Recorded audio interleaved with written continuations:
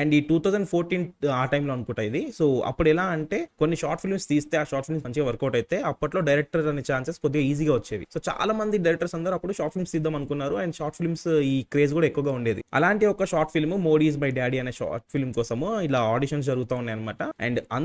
And ఈ auditions మన భార్గవ్ పనిచేస్తున్న ఆఫీస్ లోనే జరుగుతున్నాయి. సో భార్గవ్ కూడా ఈ ఆడిషన్ కి వెళ్ళి అక్కడ సెలెక్ట్ అయ్యి ఈ షార్ట్ ఫిల్మ్ లో యాక్ట్ చేస్తాడు అండ్ దాని వల్ల అతనికి కొద్దిగా మంచి పేరు వచ్చింది. And at the same time ఈ షార్ట్ ఫిల్మ్ లో యాక్ట్ చేస్తున్నప్పుడే షార్ట్ ఫిల్మ్స్ చేయడం చాలా ఈజీ అని చెప్పి తనకు అర్థమైంది. ఇంతకుముందు మూవీస్ లో కూడా యాక్ట్ చేశాడు కదా. సో మూవీస్ అనేవి చాలా పెద్ద స్కేల్లో ఉంటాయి అండ్ మూవీస్ తీయడం డైరెక్ట్ చేయడం అదొక పెద్ద పని. బట్ షార్ట్ ఫిల్మ్స్ ఒక కెమెరామ్యాన్ తో ఒక ఇద్దరు ముగ్గురుతో తీసేస్తున్నారు అనమాట. సో అతనికి ఈజీగా అనిపించి తను కూడా షార్ట్ ఫిల్మ్స్ తీయాలనుకున్నాడు. అండ్ ఆపర్చునిటీ కోసం వెతుకుతున్న టైంలో ఈ ఫన్ బకెట్ అనే ఒక సంస్థ మంచి మంచి షార్ట్ ఫిల్మ్స్ ఏమైనా ఉంటే వాటిని కొనుక్కునేది. సో ఫన్ బకెట్ కోసం ఒక షార్ట్ ఫిల్మ్ తీద్దాము, వాళ్ళు కొనుక్కుంటే కొంచెం ఫేమస్ అయిపోవచ్చు అని అనుకున్నాడు. అందుకని ఒక చిన్న 4 మెంబర్స్ టీమ్ ని పెట్టుకొని సినిమాల్లోకి దారేది అని చెప్పి ఒక షార్ట్ ఫిల్మ్ తీశాడు. అండ్ ఆ షార్ట్ ఫిల్మ్ చాలా మంచిగా ఉంటది. అది ఫన్ బకెట్ టీమ్ కి నచ్చి వాళ్ళు కొనుక్కున్నారు. అలాగే ఫన్ బకెట్ టీమ్ లో ఇతనికి ఒక పర్మనెంట్ ప్లేస్ కూడా ఇచ్చారు. అండ్ ఆ తర్వాత ఇతని తలరాత మారిపోయిందని చెప్పొచ్చు. బేసిక్ గా చాలా షార్ట్ ఫిల్మ్స్ తీశాడు ఫన్ బకెట్ కోసం. అలా 2-3 ఇయర్స్ ఫన్ బకెట్ లోనే ఉన్నాడు. అండ్ అదే టైంలో అక్కడ ఒక అమ్మాయి, పేరు చెప్పట్లేదు బేసిక్ గా వీడియోస్ లో, సో అక్కడ ఒక అమ్మాయితో ఇతనికి రిలేషన్షిప్ ఏర్పడింది. అండ్ అక్కడ కూడా మంచి స్ట్రాంగ్ లవ్ కంటిన్యూ అయింది 3 ఇయర్స్ వరకు. బట్ ఆఫ్టర్ 3 ఇయర్స్ మళ్ళీ కొన్ని ప్రాబ్లమ్స్ స్టార్ట్ అయ్యాయి. ఫన్ బకెట్ లో ఇతని ఆ ఇంపార్టెన్స్ అనేది తగ్గిపోవడం స్టార్ట్ అయిపోయింది.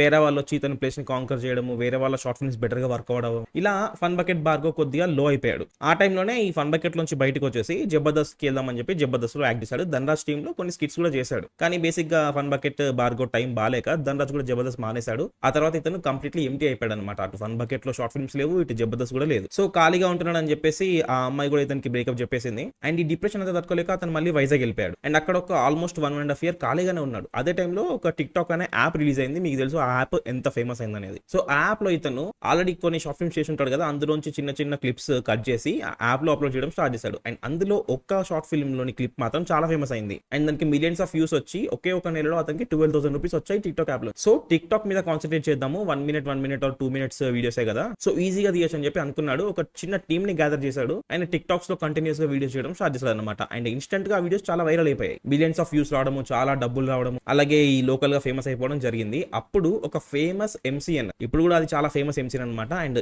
ఈ ఎంసీఎన్ ఫన్ బకెట్ భార్గవ్ దగ్గరికి రీచ్ అయ్యి, ఒకవేళ నువ్వు కనుక మా ఎంసీ కోసం పనిచేస్తే నీకు ఎవ్రీ మంత్ 3 lakhs రూపీస్ ఇస్తామని చెప్పి ఒక కాంట్రాక్ట్ కుదుర్చుకున్నాడు.